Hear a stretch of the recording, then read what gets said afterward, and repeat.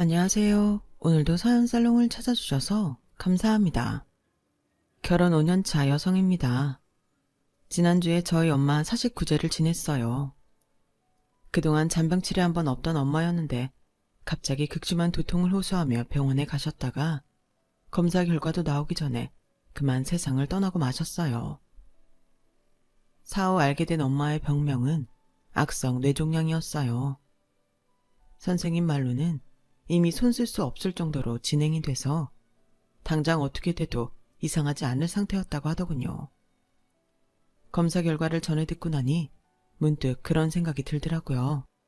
엄마의 죽음은 지극히도 엄마를 닮았다는 사실이요. 남한테 신세 지는 걸 지독히도 싫어했던 엄마는 아무리 힘든 순간에도 참고 버티며 살아오셨어요. 남편도 없이 어린 딸을 키우고 살면서 힘든 일이 한두 번이었겠어요. 그런데도 엄마는 마치 남한테 도와달라는 말을 하는 순간 자신의 인생이 와르르 무너질 것처럼 이를 악물고 사셨어요.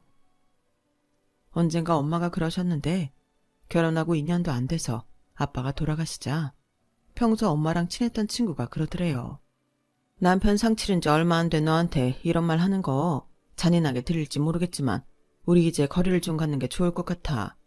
솔직히 난 그렇다. 남편 없이 사는 여자들 기댈 때 찾아서 여기저기 기웃댈 거 아니야. 사람이 그렇잖아. 나 힘들면 우정이고 의인이고 그런 게 다 무슨 소용이겠니? 일단 나부터 살고 보자 생각하겠지. 너도 알다시피 우리 남편이 정이 많은 사람이잖아. 네가 꼭 그럴 거란 건 아니지만 그래도 남녀간의 일은 모르는 거 아니니? 네가 살기 힘들다고 내 남편한테 기대려 들지. 미연에 방지한다 셈치고 거리를 두고 살자는 거니까 네가 이해해줬으면 좋겠다. 절친이라는 인간한테 그런 말을 들은 엄마는 처음엔 충격이 너무 커서 정신이 멍해졌고 그러다 세상 모르고 잠들어 있는 저를 보고는 주먹이 불끈 쥐어지더래요. 그래서 목소리에 힘을 주고 그러셨죠. 그래, 네 말대로 거리 두고 사는 게 좋겠다. 별것도 아닌 남편 하나 끼고 살면서 앞으로도 네가 얼마나 남편 있는 유세를 떨겠니? 네 남편 10트럭을 갖다 줘도 내 남편 손톱 하나랑도 안 바꿀 내가 의부증에 걸려 친구고 뭐고 없이 미쳐 날뛰는 널 보는 것도 가찮고 말이야. 자경아, 정신 차려. 네 눈에나 네 남편이 정 많고 좋은 사람이지 내 눈엔 절대 아니거든. 뭐, 네 말대로 네 남편이 정이 많아서 치마만 두른 여자라면 누구든 껄떡대는지는 모르겠다만 난 그렇게 싼티나는 인간이랑 싸잡혀서 내 인생에 오점 남기고 싶지는 않다. 큰 결심해줘서 고마워. 안 그래도 내 입으로 먼저 그만 보자는 말하기 힘들었는데 네 덕에 한시름 놨다. 그날 엄마는 20년 지기 친구랑 절교를 하면서 다짐을 했대요. 남편 없는 여자라고 주위에 손가락질 받지 않도록 남한테 의지하지 않고 스스로 독하게 살아야겠다고요. 그래야 하나뿐인 딸 앞에서 당당할 수 있을 거라고요. 그렇게 다짐을 한 엄마는 아기 살결처럼 부드럽던 손에 굳은 살이 덕지덕지 박히도록 억척스럽게도 일을 하며 저를 키우셨어요. 자라면서 엄마가 우는 모습은 단 한 번도 볼 수 없었을 정도로 엄마는 세상 누구보다 강한 분이셨어요. 그런 엄마를 보고 자란 저 역시 남한테 의지하기보다는 뭐든 내 손으로 직접 이루어야 직성이 풀리는 성격으로 자라났죠. 넌 여자니까, 넌 힘이 약하니까 같은 말들은 개나 줘버리라는 식으로 남학생 못지않게 힘쓰는 일도 마다 않고 지냈어요. 그래서 제가 속해 있던 동아리 사람들은 저를 두고 작은 거인이라고 불렀죠. 제가 얼굴 곱상한 천상 여자처럼 보이지? 절대 아니야. 팔씨름도 남자한테 이겨먹는 애라니까. 얼마나 독종인지 몰라. 나중에 누가 쟤를 데려갈지 그 남자 앞날이 훤하다. 남자 선배들은 술자리를 가질 때마다 이런 말로 저를 조롱했지만 맨정신에는 제 앞에서 입도 뻥끗 못했어요. 팔씨름은 물론 제가 태권도 유잔다였던 탓에 주먹으로도 저한테 상대가 안 됐거든요. 새학기가 되자 신입생이 들어오면서 저희 동아리에도 신입이 들어왔어요. 그중에는 재수를 해서 저랑 동갑인 신입생도 있었어요.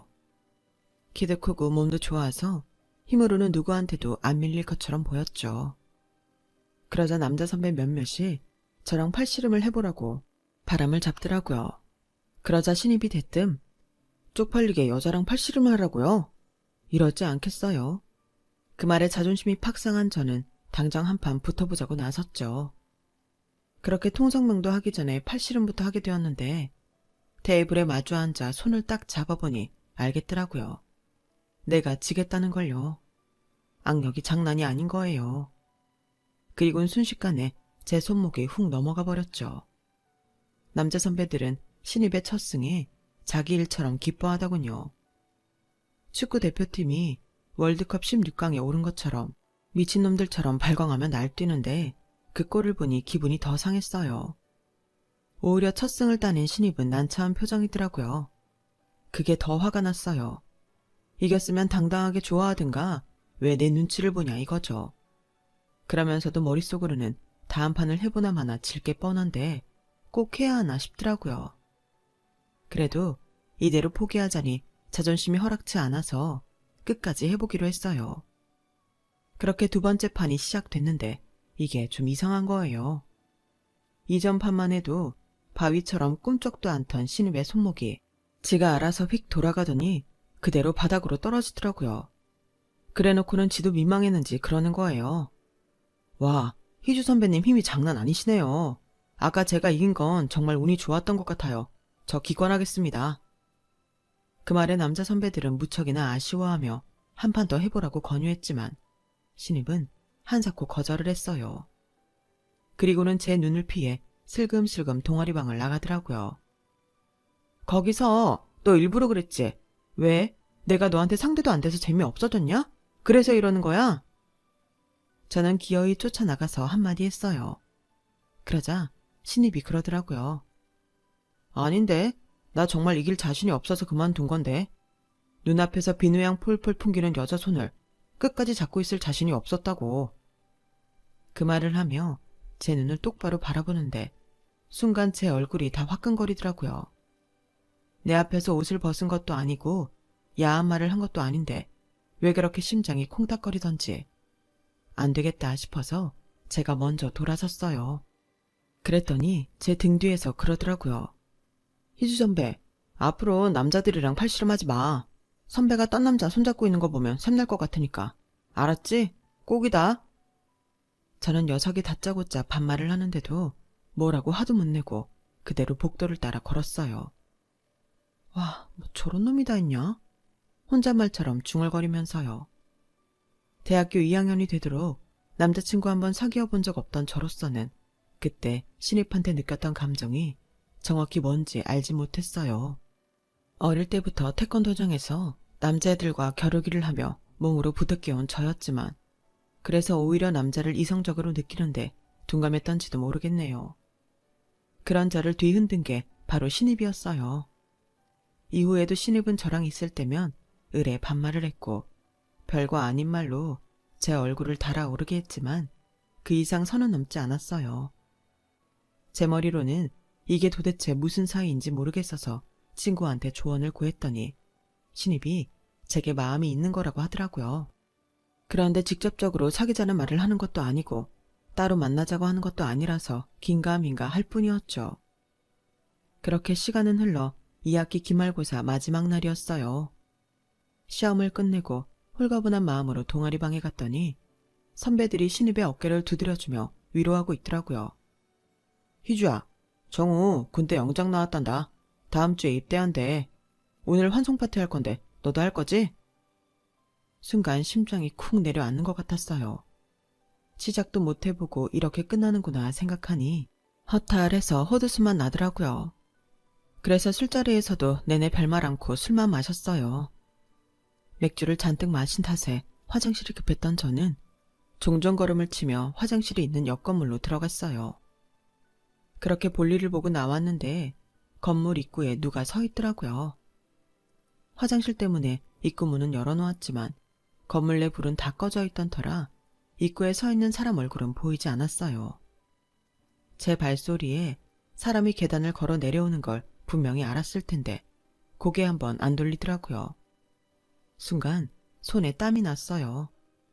제가 아무리 태권도 유단자이긴 해도 술까지 잔뜩 마신 데다가 온전히 발을 뻗을 공간도 안 되는 상황에 상대가 흉기라도 들고 있다면 꼼짝없이 당하게 될 테니까요. 그래서 발걸음을 멈추고 상대가 건물을 나가기를 기다렸어요. 그런데 희주 선배, 나 여기서 언제까지 기다려야 돼? 할 말 있어. 내려와봐. 그제야 안도의 한숨을 쉰 저는 계단을 따라 내려왔어요. 설마 쫄았던 거야? 천하의 윤희주가? 우리 희주도 여자는 여자구나. 뭐? 이 자식이 어디다 대고 우리 희주래. 너 군대 간다고 선배 앞에서 너무 막 나가는 거 아니야? 아, 군대만 아니면 내 손에 어디 한 군데 쥐어 터진 건데. 너 운 좋은 줄 알아라. 그리고 몸 조심하고 잘 다녀와. 뭐야, 면회 한번 안 올 사람처럼. 면회 올 거지? 나 기다린다. 그러거나 말거나.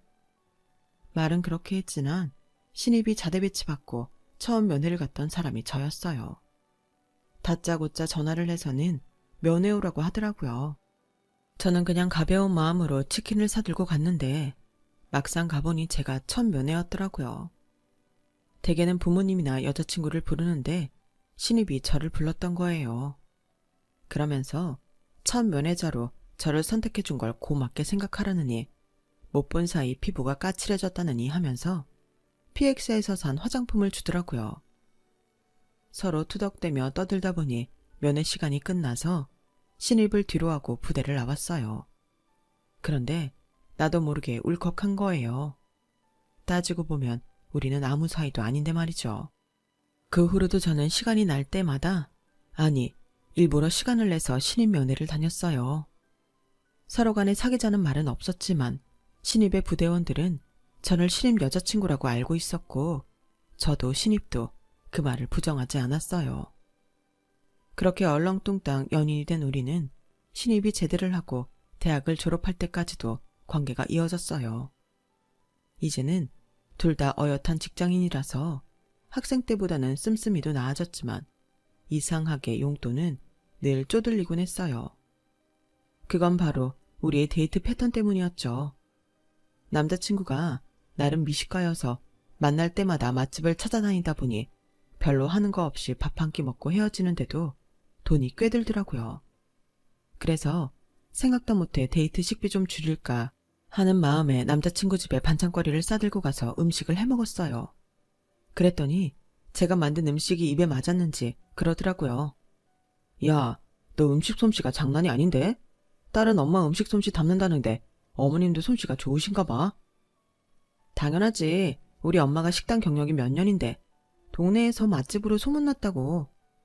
그래? 그럼 언제 인사도 드릴 겸 어머니 식당에 갈까?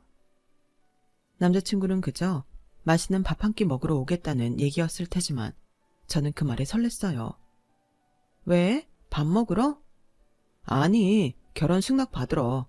나 다음 달이면 적금 만기거든. 물론 은행 대출도 받아야겠지만 그래도 지금 상황이면 집도 마련할 수 있을 것 같아. 오래 기다려줘서 고마워. 매번 결혼 얘기가 나올 때마다 구렁이 담 넘어가듯 슬쩍 넘기던 사람이라서 결혼 생각은 없는 줄 알았는데 나름의 계획을 가지고 있었더라고요. 그날 우리는 서로의 접근 금액을 오픈하고 우리 상황에 가능한 신혼집과 결혼식 규모에 대해 얘기했어요. 그리고 며칠 뒤 남자친구를 데리고 저희 엄마가 하시는 식당으로 갔어요. 태어나 처음 엄마한테 남자친구를 소개하는 자리라서 저도 엄마도 긴장하기는 마찬가지였죠. 남자친구도 처음에 무척 떨린다고 약한 척을 하더니 저희 엄마가 만들어주신 닭도리탕을 한 입 먹어보고는 이내 맛집 투어를 온 사람처럼 먹는데 열중하더군요. 연신 맛있다는 말을 하며 밥을 3공기나 비운 탓에 좀 창피하기까지 했는데 엄마는 그 모습이 그렇게 보기 좋으셨던 모양이에요. 사람들 앞에서 늘 당찬 모습이던 엄마였지만 그날만큼은 달랐어요. 저를 잘 부탁한다시며 자식 또래의 남자를 꽤나 어려워하시더라고요. 장모님, 그런 말씀 마세요. 저 그동안 희주도 많이 받고 살았어요. 장모님도 아시겠지만 희주가 좀 멋진 구석이 있잖아요. 저 군대 가고 제대하는 날까지 매주 면회 와준 건 저희 내무반에서 희주 한 사람뿐이었어요. 그 덕에 힘든 군생활도 버틸 수 있었고 복학해서도 마찬가지였어요. 돈 없는 복학생 남자친구랑 사귀면서 데이트 비용도 자기가 다 내고 저취업 준비할 때도 자격증 준비부터 면접 준비까지 희주가 다 도와줘서 가능했어요. 20살 이후로 저 사람 만들어준 건 희주예요. 이제는 그동안 제가 받은 거 희주한테 갚으면서 살게요. 그러니까 걱정 마세요. 그날따라 남자친구는 유수처럼 유려하게 말을 이어갔고 덕분에 저희 엄마는 한시름 놓으셨어요. 우리 집에서 엄마한테 점수를 한껏 딴 남자친구와 달리 저는 환영받지를 못했어요. 제 키가 좀 작다는 게 이유였죠. 어머님은 대놓고 제 키를 물으시며 저를 무안하게 만드셨어요. 세상에, 너 키가 150은 되니? 요즘 애들은 다들 키도 크던데 넌 왜 그렇게 작니? 이세를 생각해서 남자고 여자고 키가 좀 커야 하는데 우리 애가 크면 뭐해? 네가 평균에도 못 미치는 키인데 자식은 엄마 유전자 따라 키가 결정되기 마련인데 이거야 원? 난장이 똥자루만 하니? 엄마, 사람 앞에 두고 무슨 말이 그래? 그리고 희주 키 그렇게 안 작아. 아담한 사이즈라고. 아담한 거 다 얼어 죽었다 얘. 네가 직접 말해봐라. 너 키가 몇이니? 제 키요? 정확히 156.2cm예요. 작은 편이긴 하죠.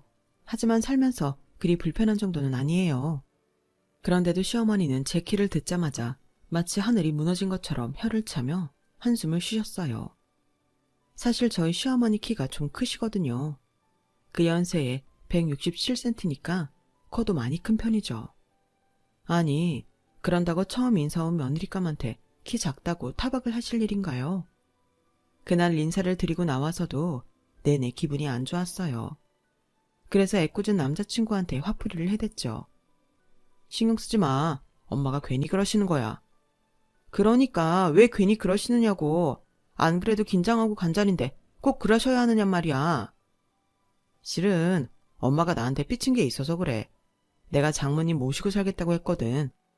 얘기를 들어보니 처음부터 저희 엄마를 모시고 살 생각은 아니었다고 하더라고요. 그런데 막상 저희 엄마를 만나서 얘기를 나눠보니 저희 엄마 인생에서 제가 차지하는 부분이 얼마나 큰지 알겠더라나요. 남편도 없이 딸 하나 믿고 살아오셨는데 내가 너만 쏙 빼가면 어머님이 얼마나 적적하시겠어? 30도 안 된 나이부터 딸 자식 때문에 재혼도 않고 사셨는데 그 인생을 보상해드리지 못해도 조금이나마 위로는 해드려야 하잖아. 그래도 자기 부모님이 싫어하실 텐데 그래도 돼? 게다가 엄마 모시고 살려면 집도 우리 계획보다 더 큰 데로 이사가야 할 텐데 돈은 어쩌고. 하는 데까지 해보지 뭐. 정 안 되면 장모님께 좀 도와달라고 하지 뭐. 생각지도 못한 남자친구의 제안에 울컥할 정도로 기뻤어요. 물론 시부모님께 면목 없는 일이긴 하지만 말이에요. 그런데 그날 밤 엄마한테 그 얘기를 했더니 절대 안 된다고 거절하시는 거예요. 말도 안 되는 소리 하지 마. 니들 신혼집에 왜 내가 들어가 사니? 날 눈치 없는 늙은이로 만들 참이니? 나도 이제 내 인생 즐기고 살 거니까 너도 엄마 걱정하지 말고 네 인생 살아. 정서방한테는 네가 얘기 잘해주고. 결국 엄마의 반대로 저희와 합가를 하는 문제는 없던 일로 되었어요. 대신 저희가 엄마 집 근처에 신혼집을 잡기로 했죠. 그 문제로 시어머니한테 한 소리를 듣긴 했지만 이번엔 저도 물러설 수 없었어요. 평생을 저랑 단둘이 살아온 엄마인데 당장 제가 출가하고 나면 너무 적적하실 것 같아서 걱정이 됐거든요. 엄마, 우리 장모님 음식 솜씨가 얼마나 좋은지 알아? 장모님 근처에 살면 매일같이 맛있는 밥 먹고 살 수 있는데 그 좋은 기회를 왜 말리는 거냐고. 엄마도 알잖아. 나 입맛 까다로운 거. 엄마는 아들이 잘 먹고 잘 사는 게 그렇게 배 아파? 이 녀석이 누가 그렇대. 하여간 지아빠 닮아선 먹는 거에는 엄청 열을 올린다니까. 자식 이기는 부모 없다고 결국 시어머니는 저희 뜻을 따라주셨어요. 하지만 이 일이 나중에 어떤 결과를 초래하게 될지는 그때까지만 해도 몰랐어요. 친정 근처에 살다 보니 가장 좋은 건 엄마 찬스를 자주 쓸 수 있다는 거였어요. 집들이 때도 엄마가 와서 음식을 해주셨고 평소 저희가 먹을 밥 반찬도 엄마가 직접 해다가 냉장고를 채워주시곤 했거든요. 김치는 말할 것도 없고요. 남편은 음식 솜씨 좋은 장모님 덕에 집에서 밥 먹는 시간이 제일 행복하다고 할 정도였죠. 그러던 어느 날이었어요. 주말에 시부모님이 찾아오셔서 간만에 한우를 구워 먹게 됐어요.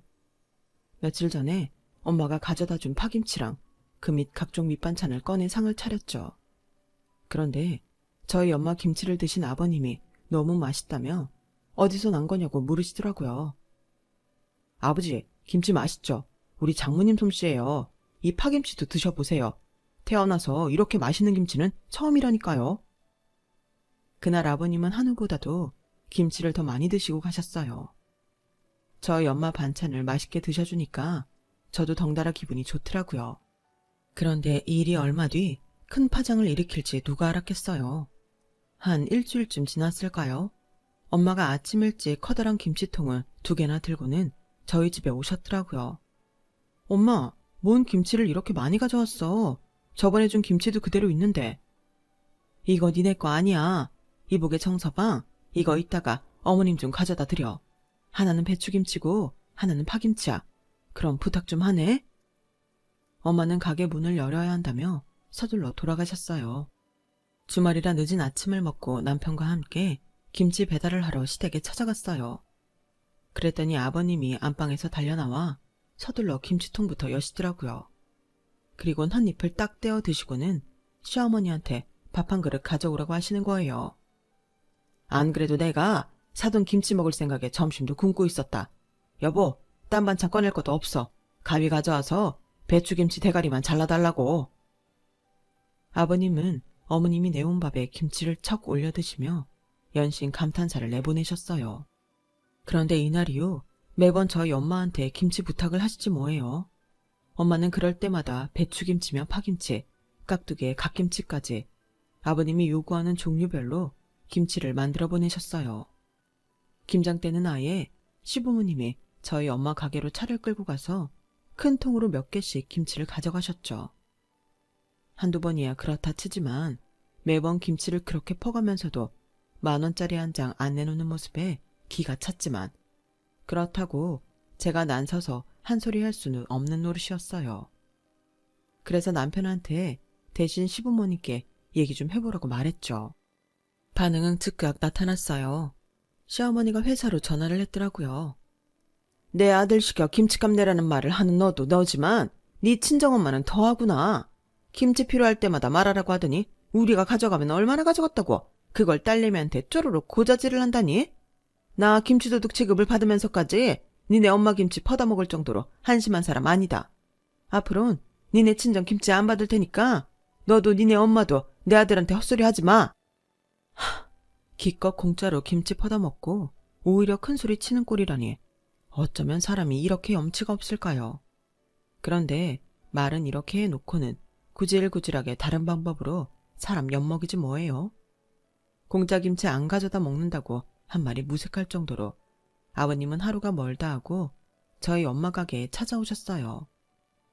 처음엔 지나가다 밥때가 돼서 식당에 들어왔는데 그게 사돈 가게일 줄은 몰랐다는 궁색한 변명이었지만 하루 이틀 지나면서는 의례 점심때마다 찾아와 한 자리 차지하고 공짜 밥을 먹고 가셨거든요. 명색이 사돈인데 저희 엄마가 밥값을 받을 리 없었죠. 그걸 이용한 건지 아니면 정말 저희 엄마 음식이 입에 맞아서 그랬는지는 모르겠지만 아버님은 그 후로 툭 하면 친구분들을 모시고 저희 엄마 가게에 오셔서 식사를 하셨어요. 매번 공짜 밥을 드시고 가면서 나갈 때는 공짜 커피까지 한 잔 뽑아 들고 나가는 걸 잊지 않으셨죠.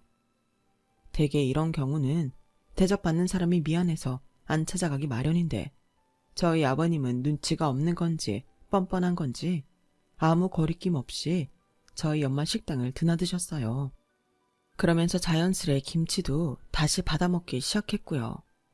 결국 보다 못한 남편이 매번 저희 엄마한테 김치값과 아버님 식사 비용을 내기는 했지만 저희 엄마가 그 돈을 받을 리 만무했죠.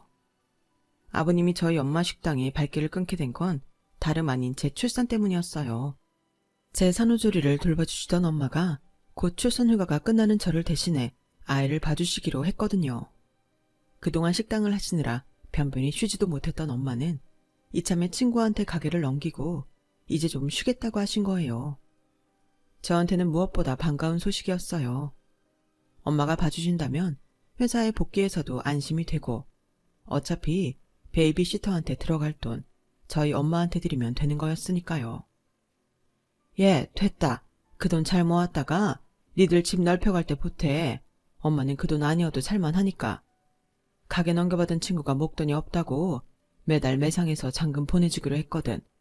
그것만 받아도 엄마는 충분히 먹고 산다. 그러니 돈 걱정은 말고 얼른 돈 모을 생각이나 해. 그건 그거고 이건 이거지. 어차피 엄마 아니었어도 이 돈은 나갈 돈이었어. 대신 엄마가 우리 애 봐주니까 내가 더 안심하고 일할 수 있잖아. 그게 어디야. 나도 그렇고 그이도 그렇고 엄마가 이 돈 안 받으면 미안해서 엄마한테 애 못 맡겨. 그러니까 그냥 받아. 안 받겠다던 엄마는 그럼 나도 애를 안 맡기겠다고 버티자 하는 수 없이 받으셨어요. 이렇게 엄마가 가게를 그만두시니 더는 시아버지도 저희 엄마 가게에 드나드는 일을 그만두게 되셨죠. 하지만 그놈의 김치는 여전히 얻어다 드셨어요.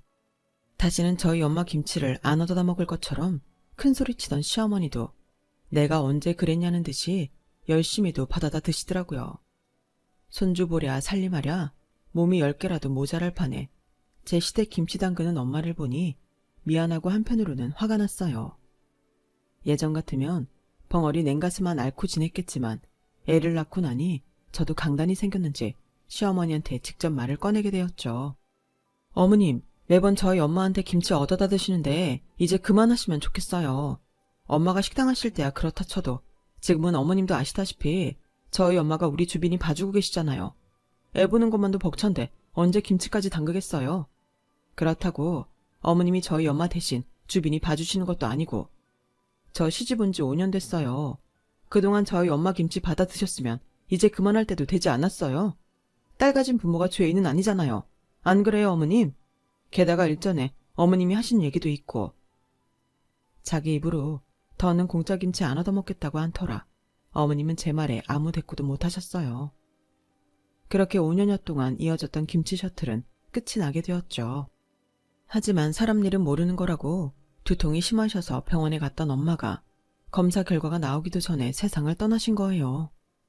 출근 시간이 다 되어 가는데 엄마가 오시지 않아서 집에 찾아가 봤더니 주무신 채로 하늘나라로 가셨더라고요. 허망하고 기가 막혀서 장례식 내내 눈물만 흘렸어요. 밥은커녕 물도 한 모금 못 넘기겠더라고요. 일 그만두고 쉬시는 엄마한테 끝까지 손주 육아까지 떠넘긴 게 마음에 걸려서 더 그랬던 것 같아요. 그런데 그때는 경황이 없어서 몰랐는데 저희 엄마 장례식에 저희 시부모님이 코빼기도 안 보이시더라고요. 장례 기간 동안 저희 애를 봐주시느라 그랬다고는 하지만 그래도 사돈간에 조문도 안 오는 건 너무하지 않나요? 그런데 그보다 더 황당한 일이 생긴 거예요. 장례식이 끝나고 좀처럼 마음을 추스릴 수가 없어서 엄마 집에 가서 엄마 유품을 정리하다 잠깐 잠이 들었는데 밖에서 번호키 누르는 소리가 들리더라고요. 처음엔 꿈인 줄 알았어요. 그런데 이어지는 말소리를 듣고는 이게 꿈이 아니라는 걸 알게 되었죠. 여보, 그쪽 맨 아래 칸에 있는 통 좀 꺼내봐요. 딱 보니까 그게 배추김치인 것 같네. 그냥 다 꺼내가면 되는 거 아니야. 어차피 김치 냉장고에 든 건 다 김치일 거 아니야. 그렇긴 한데 이걸 어떻게 한 번에 가져가요? 보니까 베란다에 고추장이랑 된장 항아리도 있던데 그것도 가져가야 하잖아요. 이게 다 차에 실어질까? 이럴 줄 알았으면 큰 차를 한 대 빌려오는 건데 그랬네. 이거 언제 나눠서 가져가겠어요? 무슨 소리야. 이제 사둔 김치도 이걸로 끝인데 어떻게든 가져가야지. 그나저나 이제 김치는 어쩌나? 사둔 김치에 맛들어서 다른 김치엔 손도 안 가는데. 그러니까요. 사돈이 죽고 나니 김치가 참 아쉽네. 그 말을 듣는데 속에서 천불이 나더라고요.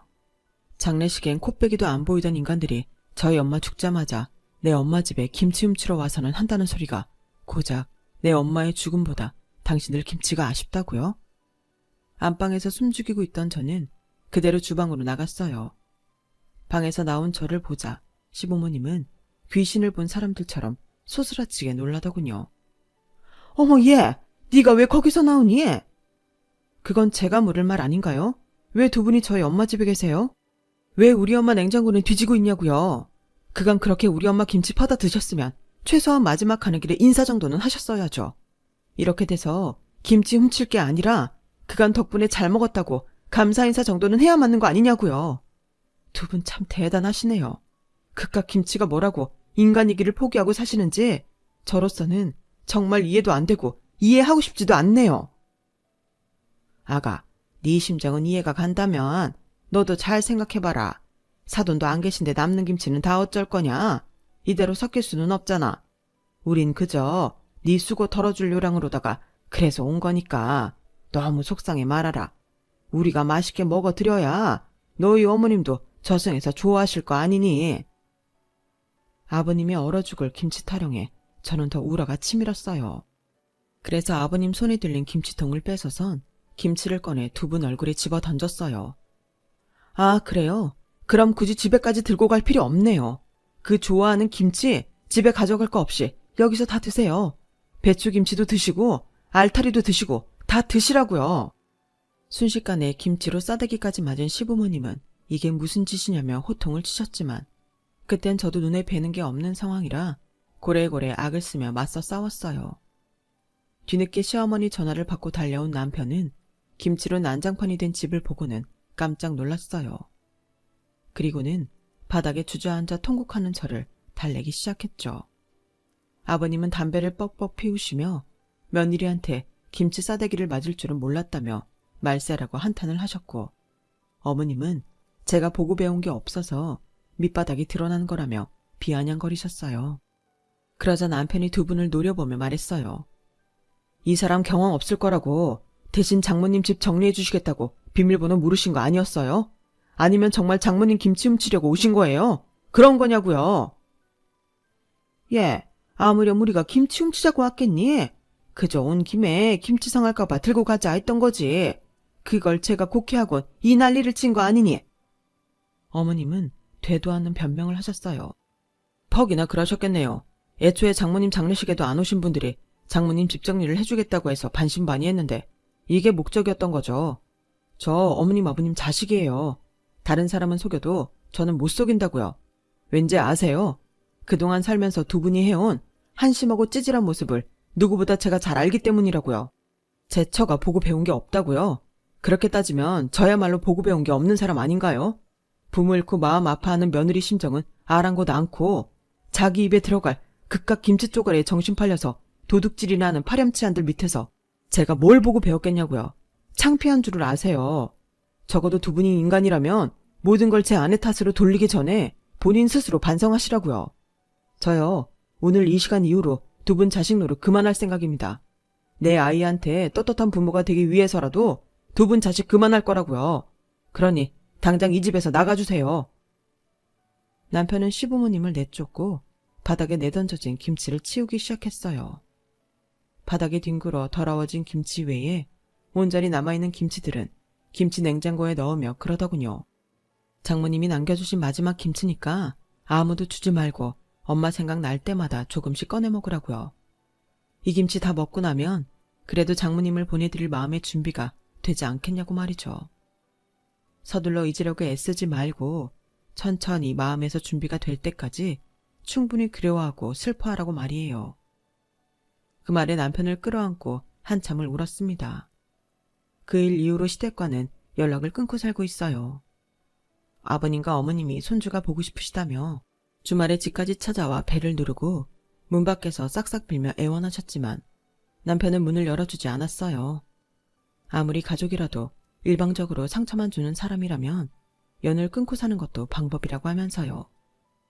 엄마 사직 구제가 끝난 지금 여전히 저는 엄마를 떠나보지 못했지만 엄마 김치가 바닥을 드러낼 때쯤 되면 지금보다는 마음이 가벼워지지 않을까 생각해요.